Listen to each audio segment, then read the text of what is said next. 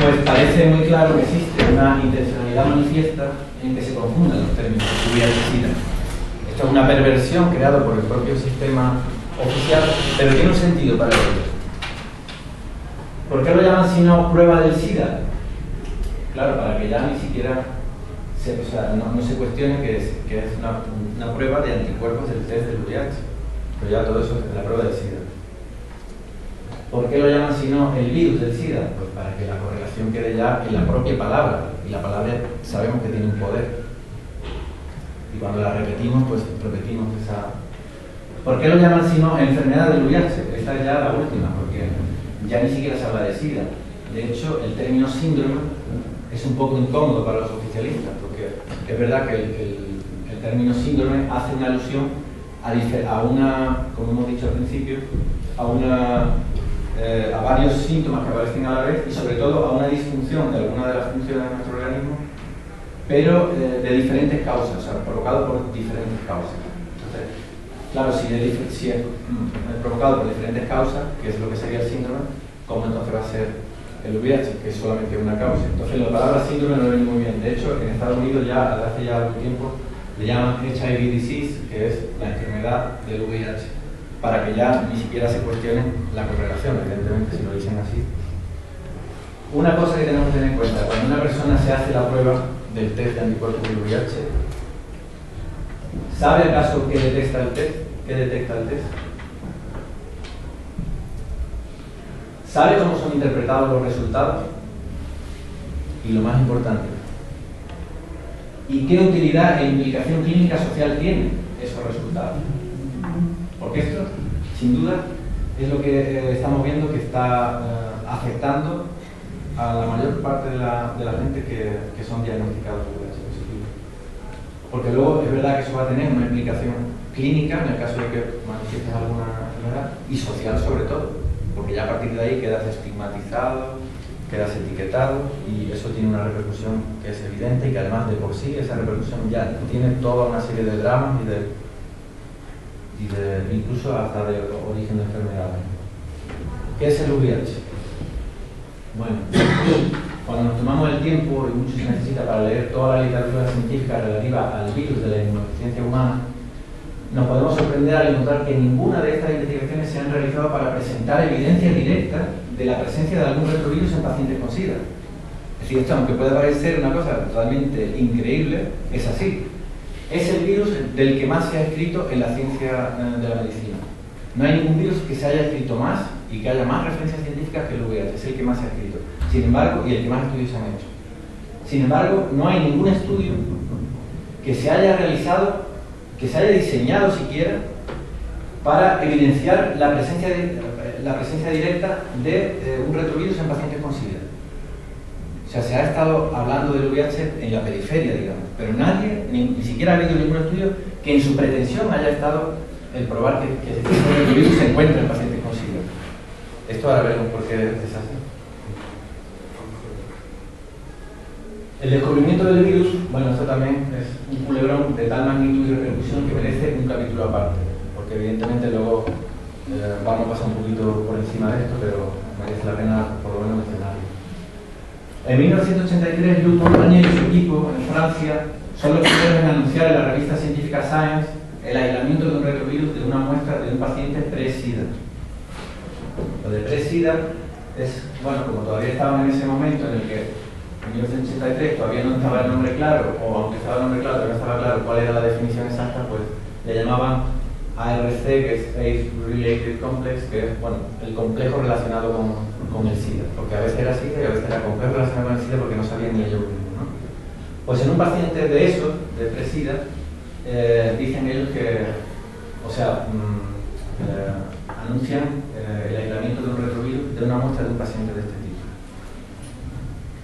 En abril de 1984, Robert Gallo, de Estados Unidos, hace un anuncio similar, sin haber publicado su trabajo en ninguna revista científica, y esto es alarmante, ¿no?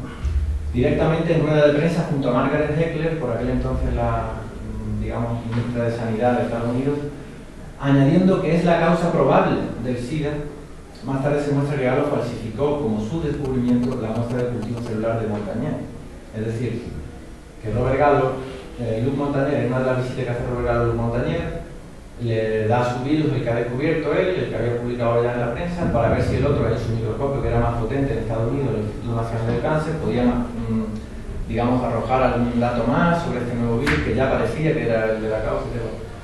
Robert Gallo, ni corto ni perezoso, dice, pues ya que me lo has dado es mío y ahora ya lo anuncio yo como mío. Y anunció, sin haberlo publicado en prensa científica, eso también es grave, porque no hay muchos en la historia que se hayan hecho de esta manera.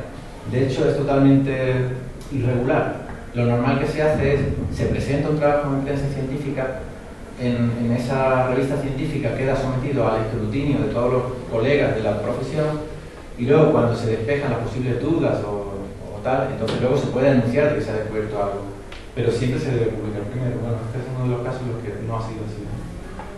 Y parece que estaba bien pensado que no fuera así, porque evidentemente si no todo el mundo podía salir al paso para decir que no le convencía la teoría de él, o incluso Montagnier para decir que la sangre que había presentado era suya, no de él.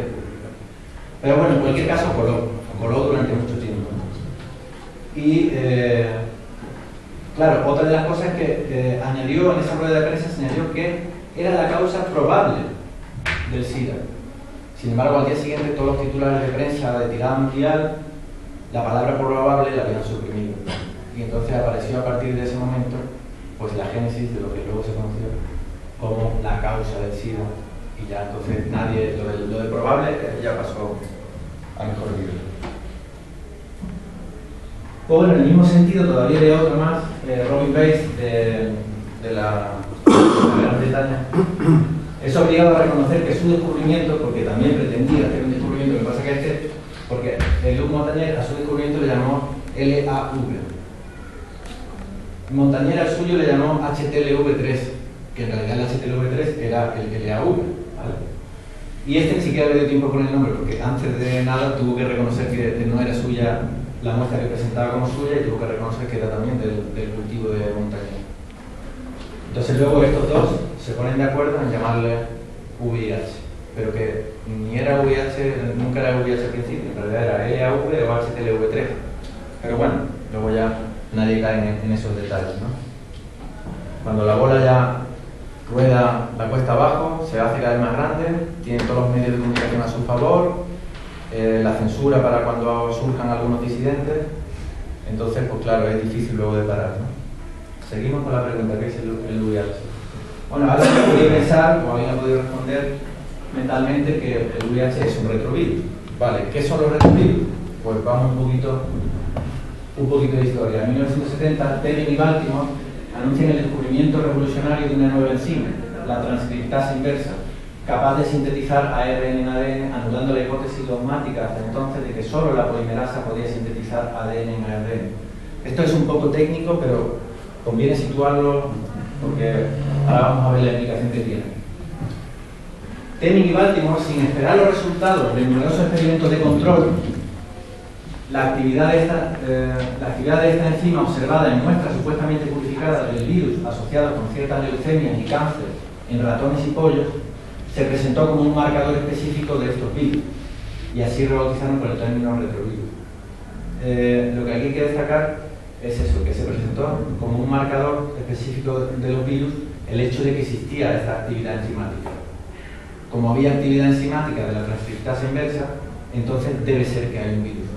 Pero ni siquiera lo comprobaron, ni siquiera comprobaron que las muestras en las que estaban ellos trabajando estuvieran purificadas. Y esto, pues claro, lo llevó consecuentemente al gran error.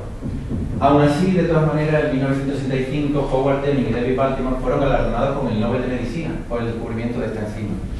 Sí, el Nobel ya sabemos que comete muchos errores, pero bueno, también acierto.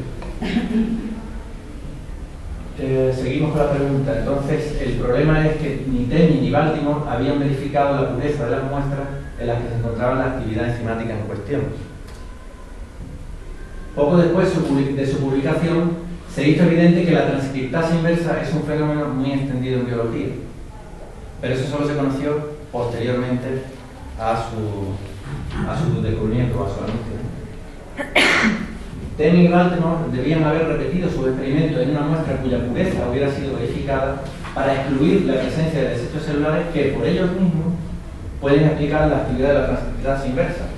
Es decir, si también los desechos celulares pueden provocar la transcriptasa inversa, o sea, la actividad enzimática, pues no era tan cierto que al haber actividad enzimática se debiera a un retrovirus, porque se podía deber entonces también a otros factores que fueron ignorados también.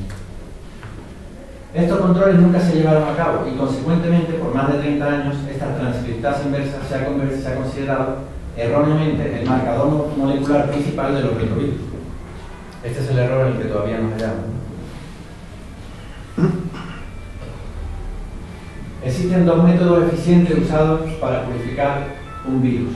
Uno se basa en la ultrafiltración y otro en la ultracentrifugación.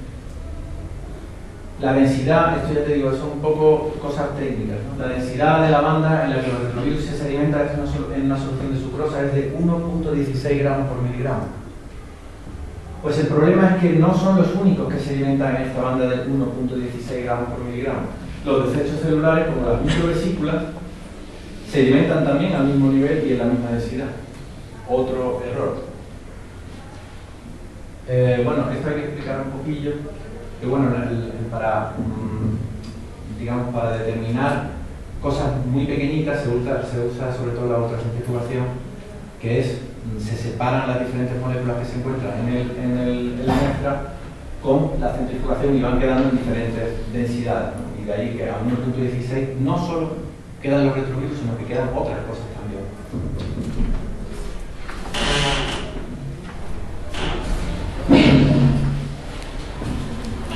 Bueno, en el histórico artículo publicado el 20 de mayo de 1983 en Science por Luc Montagnier y otros, en el que anunciaban el aislamiento del retrovirus, la clave para demostrar la presencia de un retrovirus fue precisamente la actividad enzimática de la transcriptasa inversa.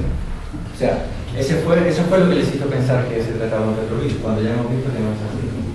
Pero ahora sabemos que esta enzima no es un marcador específico de los retrovirus.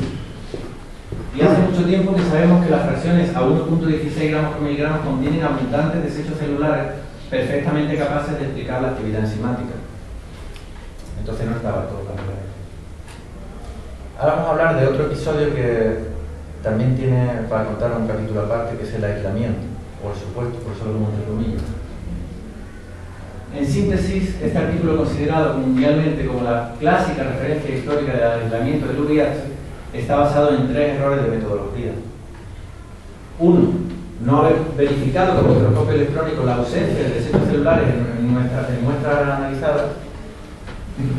Dos, haber ignorado la posible actividad enzimática de los desechos celulares. Tres, haber ignorado la contribución probablemente alta de los retrovirus endógenos de las células de placenta usadas en los cultivos. Porque además, en los cultivos, que es donde estaban llevando a cabo los experimentos, había células de placenta que se conoce que tienen cantidad de retrovirus endógenos. Tampoco habían caído en esa cuenta. Luc Montagnier finalmente admitió, entrevistado por Jamie Duffy en 1998, y existe un archivo de audio para quien lo quiera escuchar, que en efecto nunca se había purificado el VIH en su laboratorio. Palabras de Luc Montagnier, al que por cierto le han dado el premio Nobel por el descubrimiento del VIH. Bueno, es interesante tomar nota del artículo originado en el Instituto Pasteur en 1973, durante una conferencia exclusivamente para tratar los métodos para purificar retrovirus, en el que se subraya claramente el hecho de que era absolutamente esencial confirmar con microscopio electrónico la ausencia de desechos celulares, porque estos pueden explicar la presencia de actividad de la transcriptasa inversa. Es decir, Instituto Pasteur, 1973, 10 años antes de la publicación de Montagnier, se hace una reunión, porque como habíamos visto antes, en 1970, Baltimore y Temmin hacen el anuncio de la transcriptasa inversa y nace en ese momento la historia de los retrovirus, en el 70. Y entonces, claro, como era una cosa nueva, ya nace incluso la disciplina de la retrovirología y los retrovirólogos. Y entonces de hecho ahí en 1971 empieza la guerra al cáncer de Nixon, precisamente enfocada a considerar los retrovirus como causa posible del cáncer. Y entonces se hace toda una inyección de dinero público de miles de millones de dólares y se crea toda una expectación hasta tal punto, y como era una cosa que no estaba muy clara, lo de la transcriptasa inversa, lo de los desechos celulares, Pues entonces tienen que hacer una reunión al exclusivo efecto de aclarar cuáles eran los requisitos para declarar que se trataba para purificar un retrovirus. Y dicen en esa reunión que era absolutamente esencial confirmar con microscopio electrónico la ausencia de desechos celulares.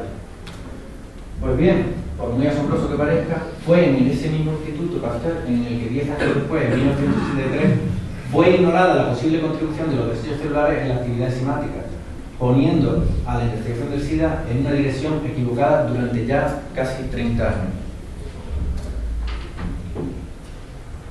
Bueno, seguimos ahora con otro de los capítulos, que es el